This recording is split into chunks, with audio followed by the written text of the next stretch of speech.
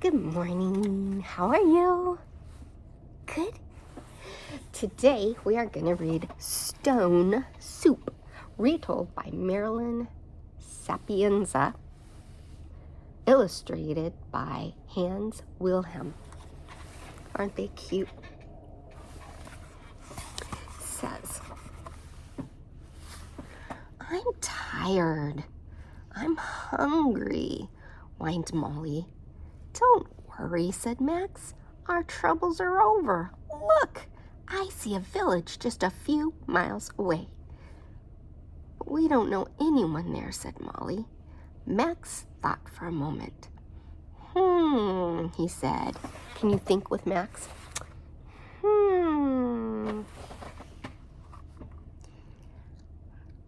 Let's see. You're right, but maybe some friendly villagers live there. Maybe they'll give us something to eat and a place to rest. Yes, said Molly. Most people are kind. Let's go. So there they go.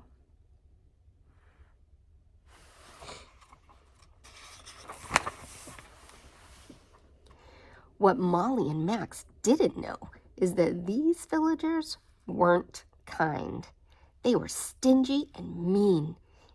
Eek! Shouted Mr. and Mrs. Ratfink. Eek! Shrieked their little baby too. Strangers are coming, yelled Mr. Ratfink. They'll want us to share what we have with them. Eek! Squealed baby Ratfink. Let's hide our food. Let's close our shops, said the butcher. Look at that. Oh my. Say, oh my. Is that a right attitude? No. Should we be stingy? No, stingy means we want everything to ourselves, right? Mine. We should not do that. We should share, right? Yes. Let's see what happens. The town banker hid his money. And he put a sign up. Bank closed. The village innkeeper hid his room keys. He put a sign on the hotel. No room. The farmer's wife hid the garden's vegetables. She closed the door and shuttered the windows. Look at that. She's like, I'll put them in here. The townspeople hid carrots and corn. They hid potatoes and peas. They hid beans and broccoli and onions and herbs and milk and meat. Soon, there was not one bit of food in sight. Look at, they're hiding everything. Oh my. All the villagers practiced looking hungry. See? You see them? I'm so hungry. But by the time Molly and Max reached the village, there was no one around. Where is everyone? Asked Molly. They're probably inside having lunch, reasoned Max. Can't you smell something delicious? Yes, said Molly. It's coming from the house over there. The door is even open a crack. Maybe they saw us coming and they're waiting for us, said Max hopefully.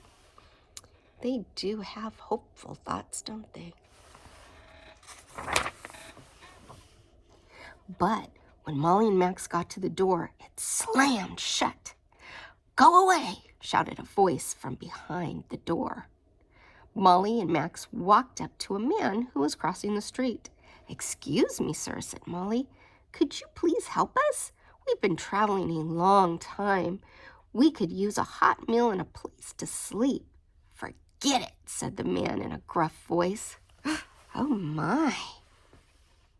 Like a Billy Gruff. Get it? Gruff voice. Anyways. Molly and Max knocked on every door. They stopped everyone who passed by, but the answers were always the same. No food, no room, go away. What are we going to do? Asked Molly. No one here can help us.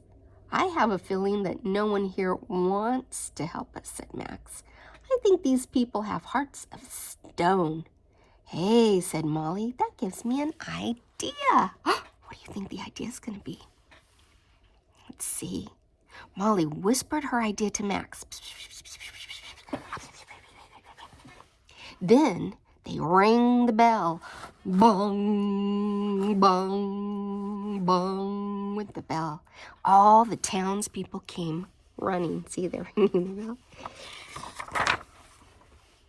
What's going on here? Grumbled Mr. Ratfink. We only ring the bell when there's an emergency. Eek! Screeched baby Ratfink. There's an emergency.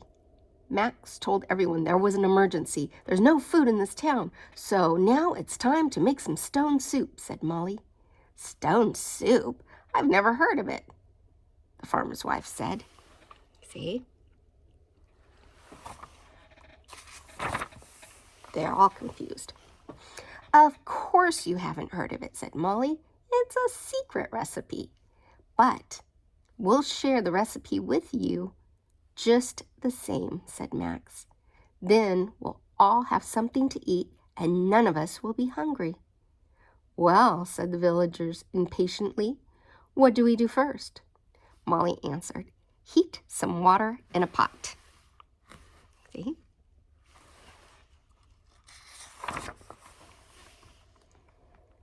When that's done, the villagers said, what next? Max said, add some stones you've scrubbed a lot. So they're scrubbing their stones and they're adding them.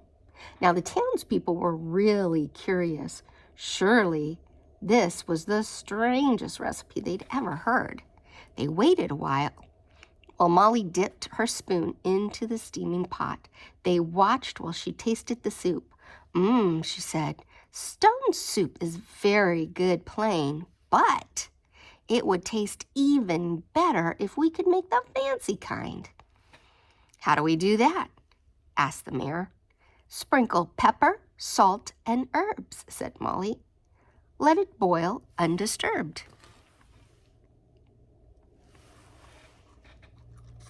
Pepper, salt, and herbs, and boil undisturbed. I have those things, said the mayor's wife. I'll be right back. She hurried back with a pocket full of herbs and spices. Oh, thank you, said Molly, as she added the seasonings to the soup.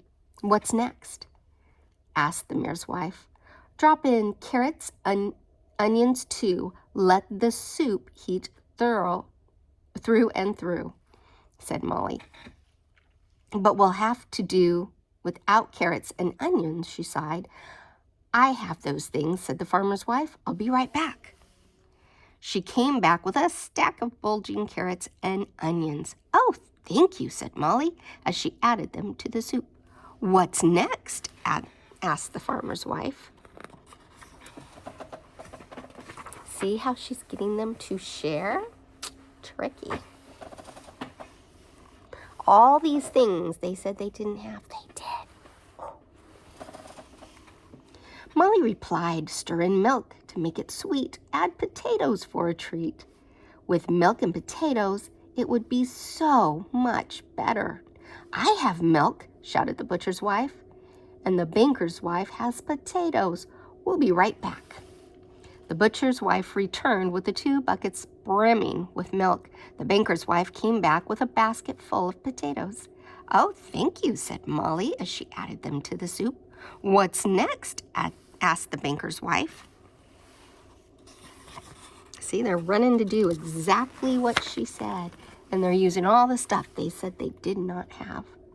Max replied, toss in meat cubes, let it stew, let it bubble, let it brew. Too bad we don't have any meat, sighed Molly. I know where to get some, said the butcher excitedly. I'll be right back. A short time later, the butcher returned with a huge chunk of meat, which he quickly cut into pieces. Oh, thank you, said Molly, as she stirred the meat pieces into the boiling pot. What's next? Asked the butcher. See?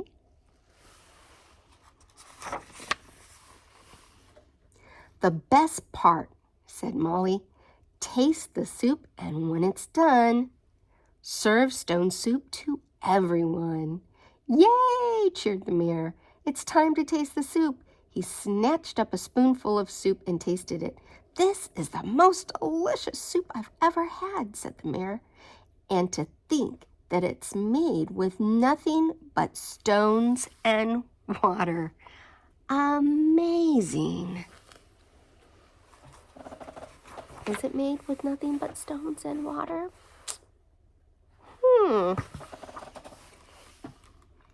"It's time to serve the stone soup," announced the mayor. But the townspeople had more than just soup. They had fruit and bread and salad and cider and cakes and pies. They ate and laughed and danced long into the night. And when the feast was over, the innkeeper asked Molly and Max to stay in his finest room. Well, that looks like a lot of fun, huh?